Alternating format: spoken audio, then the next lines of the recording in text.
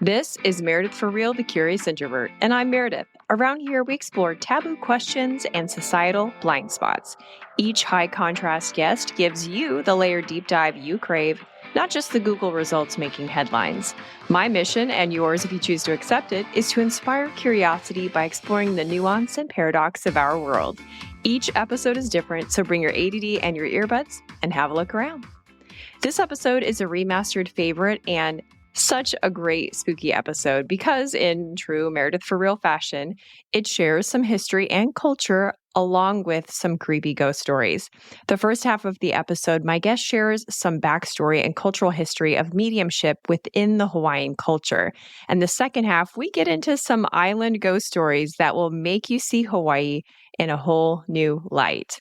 By the way, I want to thank all of you who have been longtime listeners. You've asked for more spooky type sci episodes, so this one's for you. You're the reason that I work to bring you content that can be hard to find, but it's worth it because you're worth it. So if you've enjoyed the show, I would love it if you could leave a rating and review on Apple Podcasts, because this helps tell future guests that the show is full of amazing listeners like yourself and therefore worth their time. Lastly, if you end up liking this episode, you'll also like the one I did with a former Border Patrol agent exploring the haunted nature of the U.S.-Mexico border. That's episode 206. All right, friends, keep it curious. Salem, Massachusetts, Savannah, Georgia, New Orleans, Louisiana, all places known for paranormal activity. But what about Hawaii? The popular vacation spot has a lesser-known reputation for the spooky and an even lesser-known history and culture. My next guest is a native Hawaiian who was adopted by a non-Hawaiian family and raised Catholic.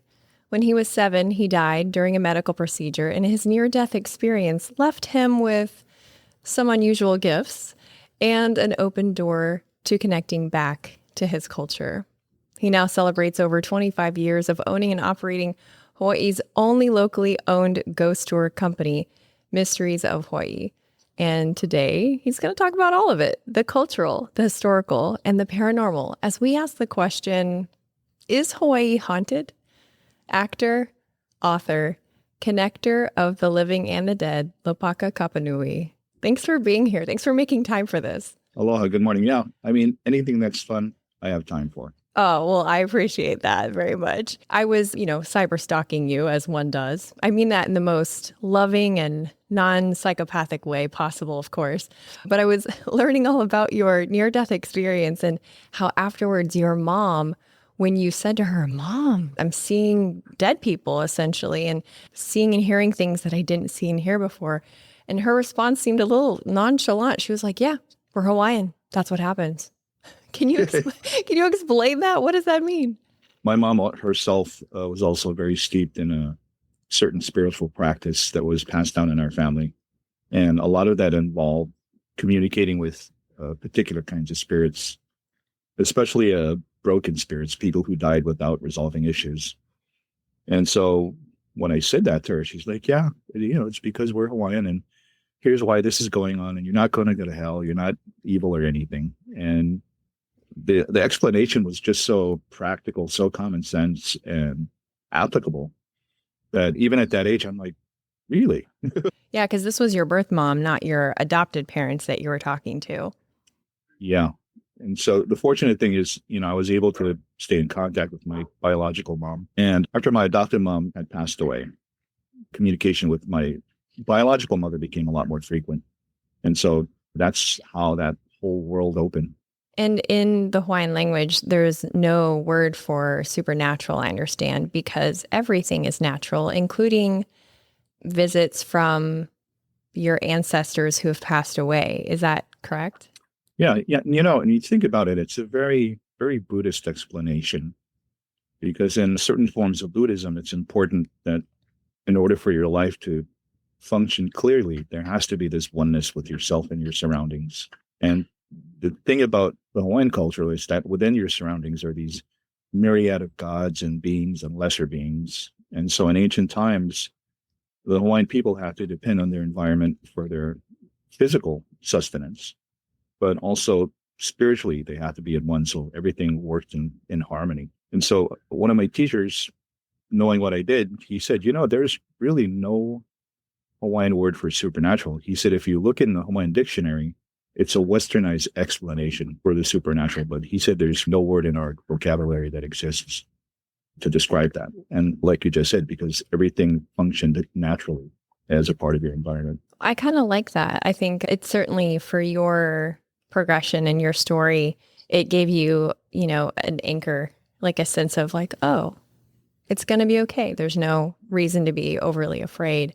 I read that in the Hawaiian culture, in the Hawaiian tradition, that there were people who maybe had heightened abilities to hear from people who were passed away, like from spirits, and that those people were trained in honing in their gifts and became, what we call mediums. Is that the spiritual practice that your mom practiced that you kind of referred to a minute ago? Wow, you've really done your homework. Thanks. I'm really impressed. Yeah, the Hawaiian word for that thing is called haka. And so as you were saying, in every generation, one person is picked out because they're beginning to express these gifts, and they're specifically trained in what is called noho, which might be mediumship or channeling.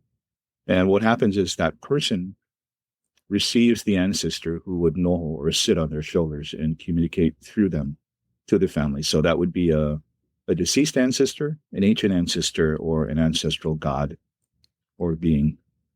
And my aunt was also a haka in her family. And our primary guardian is a shark god called Komohoali'i, and he's the eldest sacred brother of the goddess Pele. And so he would sit on our aunt's shoulder and communicate to the family through her. And everything I heard about him up until then was like he was, just terrible character, just fierce. And every time his spirit was in the room, it would just reek of like sulfur, like sulfur smell. Sulfur, and yeah. And my aunt said, no, that's not true. He's actually, purposely like that because he likes to mess with people, but he's very funny and he makes jokes. I remember my aunt saying, and then he had, it's this ancient being, but he had this favorite Hawaiian song that he loved. And she looked at my mom. She goes, sing that song for him so he knows what we're talking about. And I said, that's kind of hard to believe because this is like a guardian ancestor. And my aunt said, well, that doesn't mean they don't have fun and, they don't like things. My mom's thing was also to channel or haka particular kind of ancestors who had to get through for important messages. And so that's, in a nutshell, that's basically the thing that was passed on to me. And what's good and bad about that is, people come through who need to get a specific message, so there's closure. And the bad thing is the spirits, if I'm at a ghost storytelling concert and the place is standing room only, which it tends to be, somebody's ancestor and ancestors in the audience will hijack the show and not let me continue until I say something, until I connect them to someone who's in the audience. And it happens a lot. Wow. Well, I could see where that would be part of the appeal too. There's a lot of appeal in really pop culture, certainly not when you were growing up as much with outside of your, the Hawaiian culture. But I think if it weren't popular generally now, why would Travel Channel, you're on those shows sometimes, the Travel Channel, this Discovery Channel, right?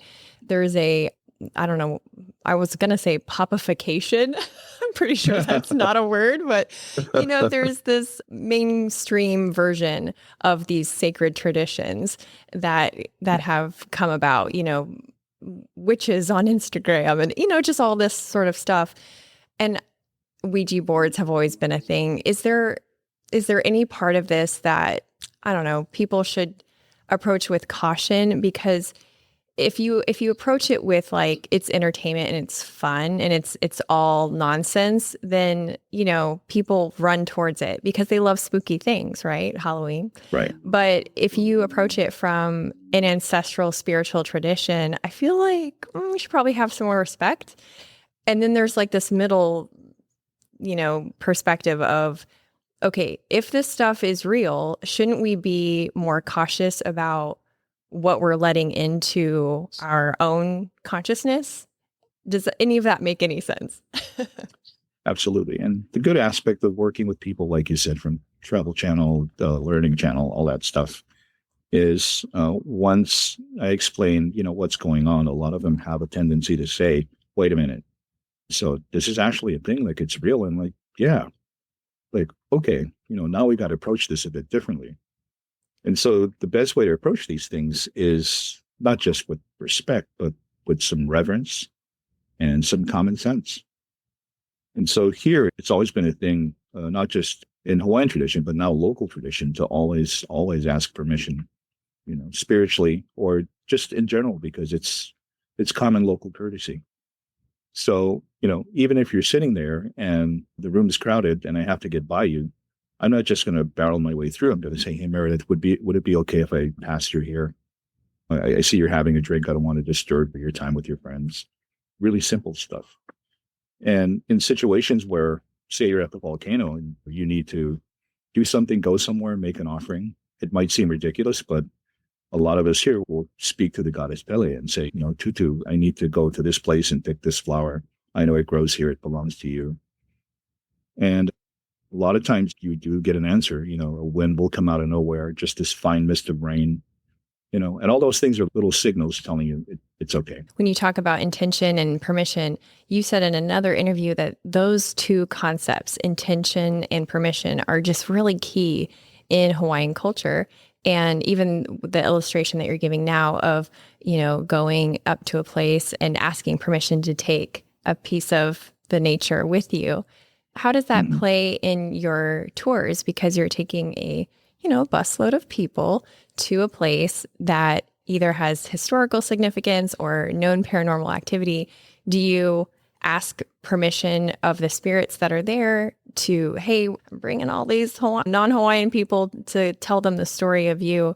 I hope you think that's okay. How does that play out? Even before we walk into the place, I offer a chant in Hawaiian. And the chant is always specific to that place and those spirits.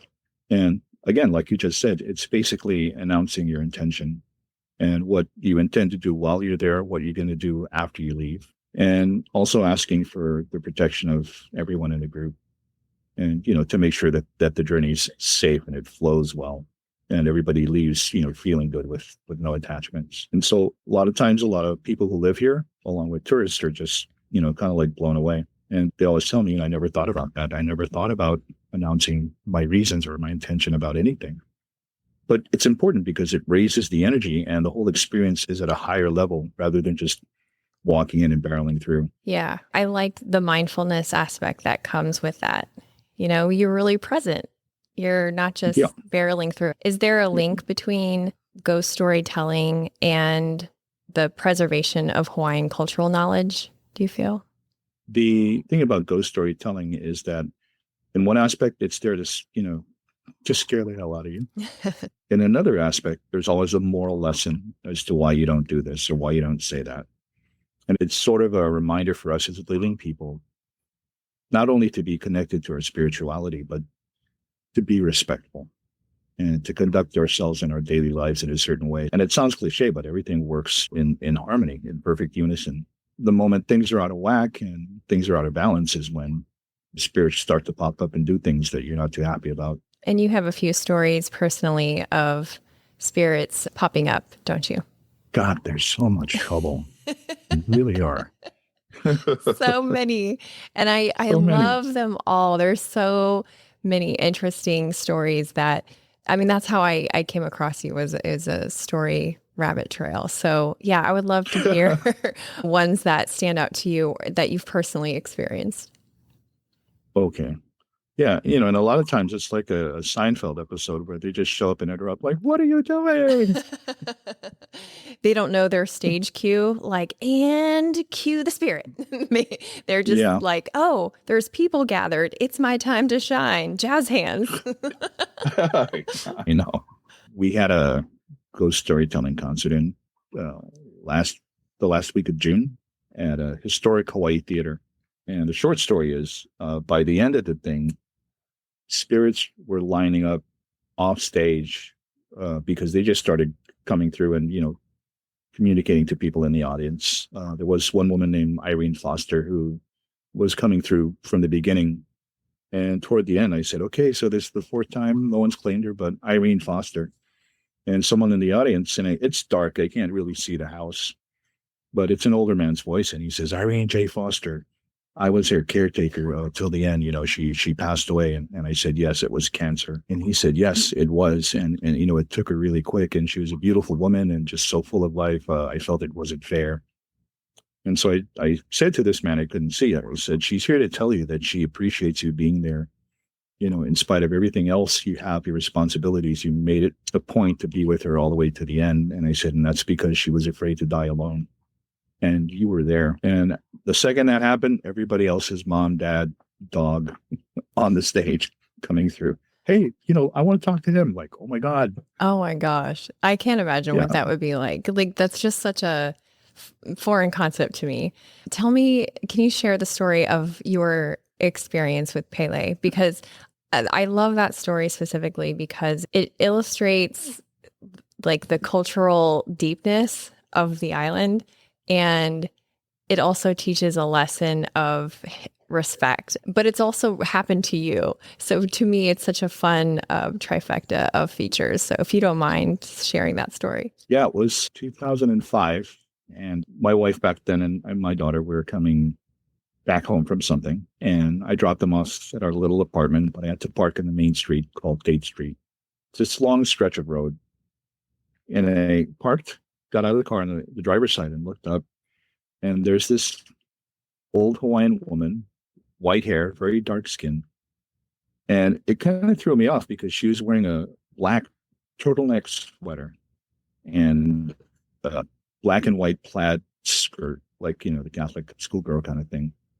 And even from where I was standing, like looking through the car window, I could see she was wearing these knee-high white mod boots. I thought, this is weird. Like, she must be homeless or crazy. And this is all within seconds. And she looks at me and she says, take me to Zippy's. I said, what? She says, take me to Zippy's. And I was going to go to Jack in the Box real quick and come back home. I said, well, I'm not going that way, but I can drop you near it because I'm going over there. And she says, no, not that Zippy's. I want to go to the one in Wahiawa. I said, that's like on the other side of the island. Like, I'm not going that way, but if you want, I'll take you, to the Zippy's down here. And she says, please, I'm hungry. And I glanced down in the backseat of the car and there's this big Chuck E. Cheese pizza. And I said, well, listen, I have some pizza over here if you want some cheese pizza. She says, okay. And I go like this, reach into the car and grab it and pull it out. And I was going to just pass it to her over the hood of the car or the roof of the car. And she's gone. And the way that main road is situated, it's such a long stretch of road that there's no way anyone can walk to or from without you seeing them come or go. But she was gone. She was not there.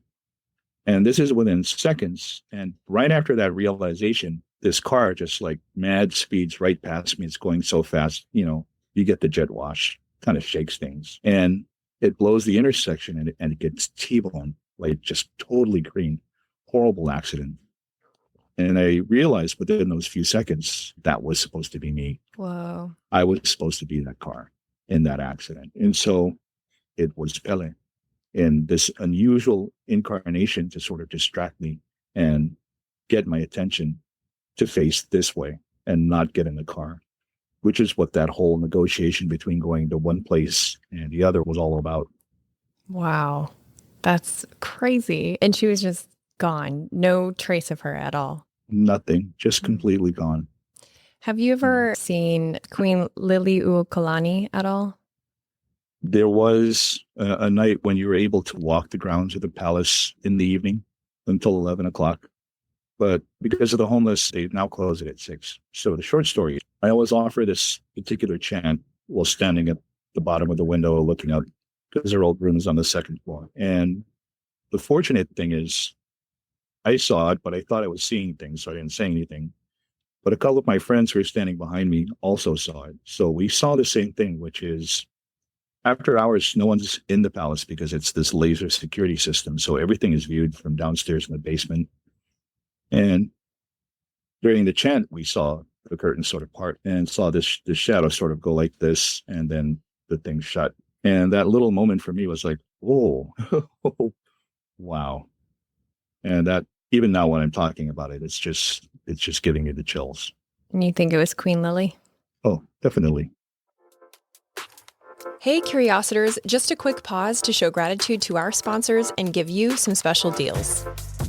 From time to time, I recommend other podcasts you might like. And here's one I know that you're going to love. It's the Jordan Harbinger Show.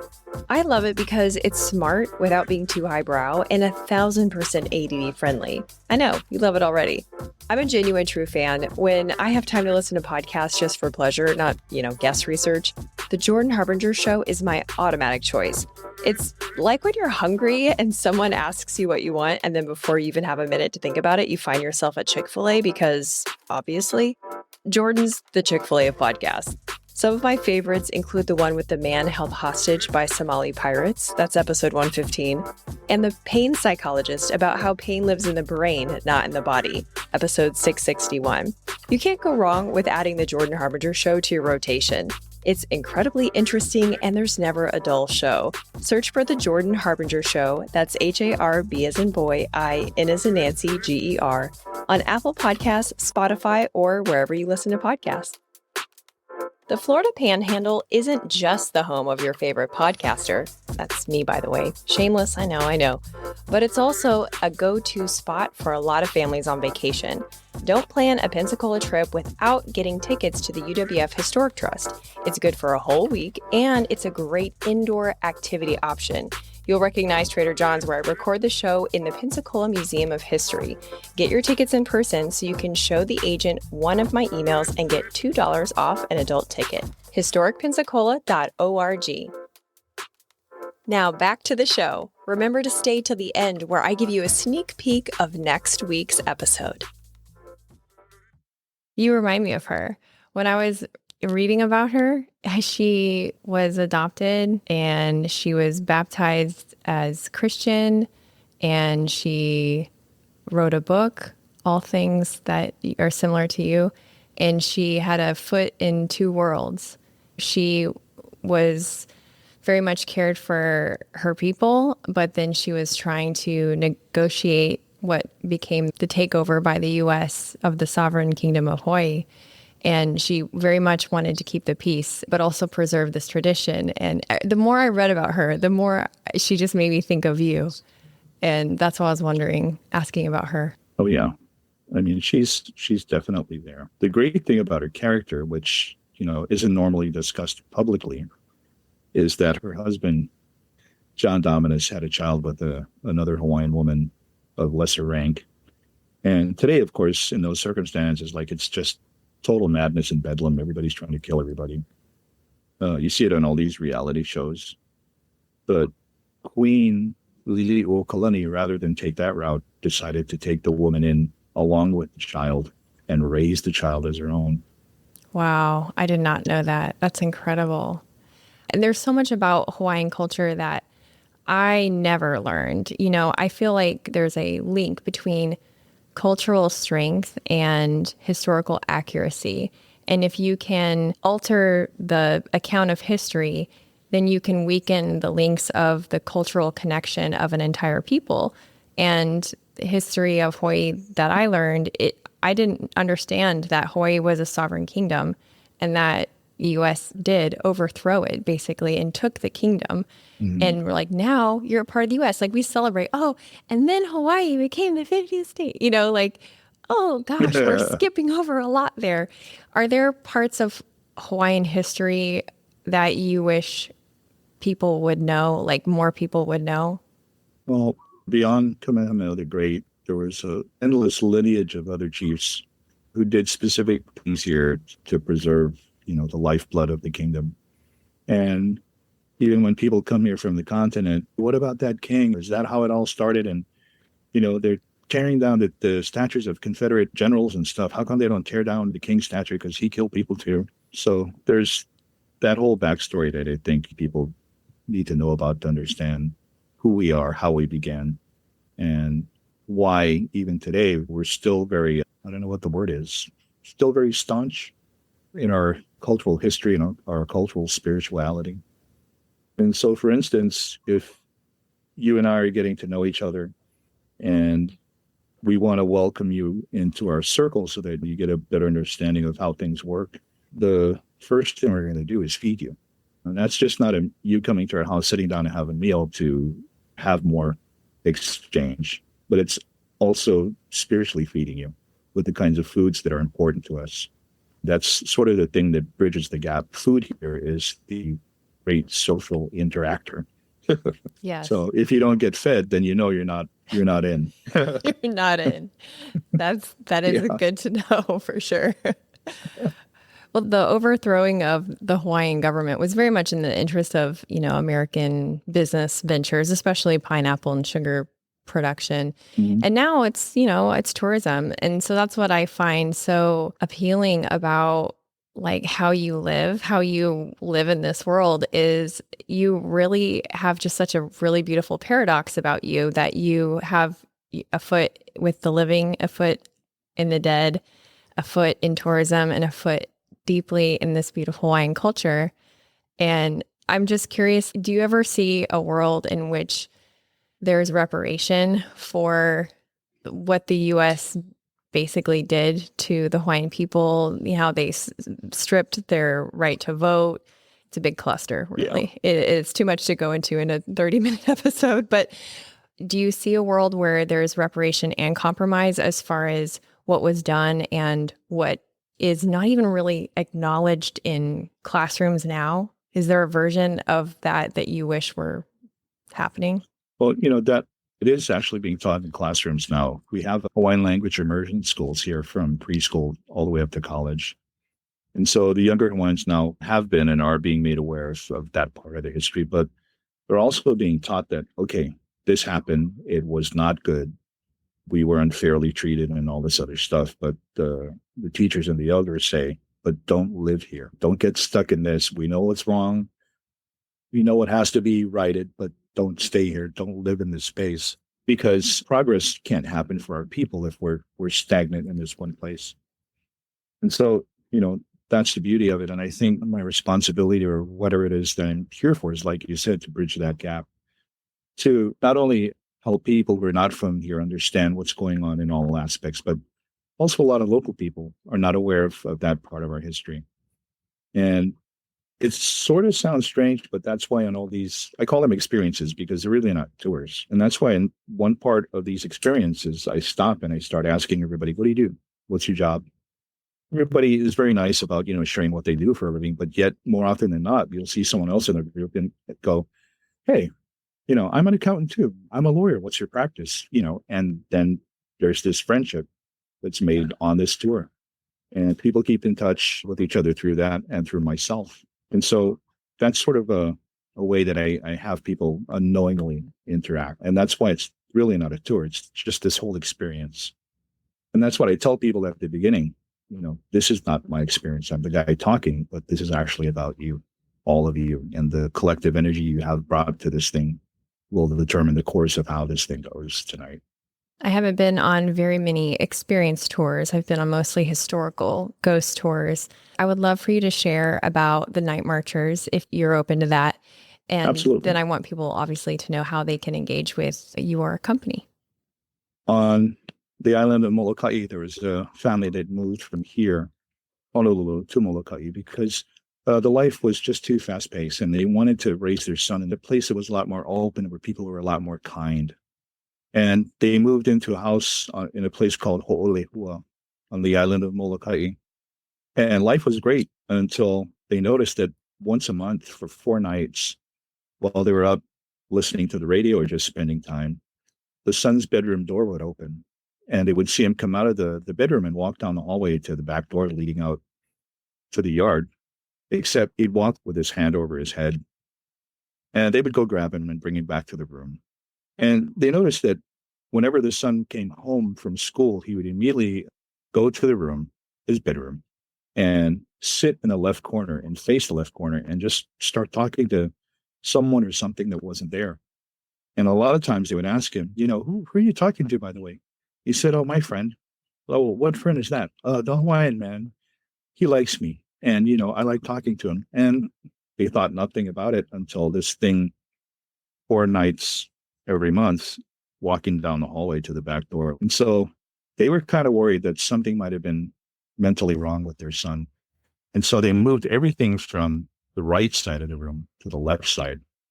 And then with his bed in one spot, they said he started having these nightmares. And from the room, they could hear sounds like people were marching right through or just a bunch of feet. And they could hear the son crying out. And so they called the kahuna who came to the house. And the kahuna looked at the house and said, do you mind if I go around the house? And he said, yes, fine. And he walks around the house. And he says, do you mind if I go inside? And he said, oh, yeah, sure.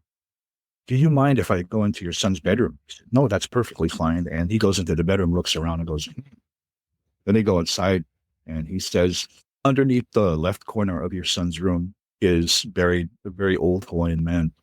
This was his land and he's buried here on his land and your house is right there at the left corner over his place where his body is. Oh no, is that the ghost that's harassing our son? No, no, no, not harassing, protecting. That old man's spirit, that old Hawaiian man, he loves your son. He's been protecting him. But you did something wrong. You moved something around a certain way. What do you mean? You're talking about your son coming out of the room 4 nights every month like this. You sort of moved something that wasn't supposed to be moved. And now the night marchers are coming right to your house and they're taking your son. They're grabbing him by the hand, trying to take him out of the house. That old Hawaiian man, his spirit is the one that's been protecting your son. And so now you have to put everything back because if you don't, the next time they come to this house, they are going to take him and you will never see him again. You guys are not Hawaiian.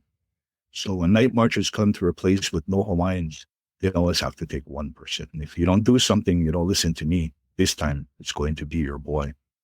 So they did what the kahuna said and everything was fine. Today, the boy is still around, now a man, but everyone says if you ask him about that specific experience during that time of his life, he doesn't remember it. But his parents do, and they tell that story all the time. Wow. And these are people you personally know, or this is a story passed down? This is the people who told the story to my boss, Glenn Grant, who I met in his office one time, and he introduced me to them. Oh, wow. Very nice people. Wow, that's incredible. I've learned so much in our chat and in preparation for this chat. I'm so grateful. Thank you so much. I know how busy you are, and with the time difference, I'm so grateful that we could connect today. As we close, can you tell people your website, or socials, anything that you want to share to allow people to engage more with what you've got going on? Sure. The social media is Mysteries of Hawaii, except on Facebook, it's Mysteries of Honolulu. And the website is mysteries-of-hawaii.com. And same thing with the YouTube channel, Mysteries of Hawaii. Thank you so much, Lopaka. I appreciate it. Well, thank you. This was a fun experience, and I hope we get to do this again. Me too. Thanks for listening. Remember, a healthy collection of ratings and reviews on Apple Podcasts shows high-level prospective guests that the show is worth their time, which means you get even better content to get curious on. So please leave a rating and review to help me bring you the guests that you deserve. If you liked this episode, you'll also like the one I did with a former Border Patrol agent exploring the haunted nature of the U.S.-Mexico border. That's episode 206. Stay tuned next week when I talk with a journalist exploring the family vlogger phenomenon as we discuss kids suing their parents. Until then, keep it curious.